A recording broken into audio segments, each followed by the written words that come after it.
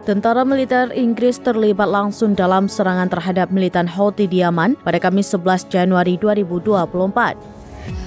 Namun, Inggris berdalih tidak memiliki ambisi geopolitik di Yaman karena hanya mengikuti perintah Amerika Serikat.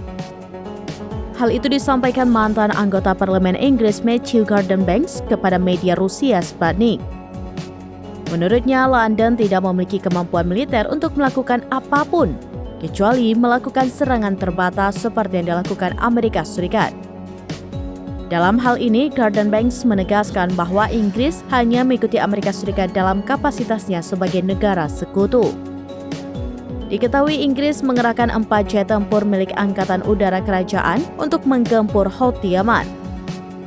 Keempat jet tersebut dilengkapi dengan serangkaian bom yang dipandu GPS atau laser. Perdana Menteri Inggris Rishi Sunak menggambarkan serangan itu sebagai tindakan terbatas untuk pembelaan diri. Sebab serangan Houthi di Laut Merah dinilai telah mengganggu arus perdagangan global. Presiden Amerika Serikat Joe Biden menyebutkan lebih dari 2.000 kapal terpaksa mengubah rute pelayaran karena takut diserang Houthi.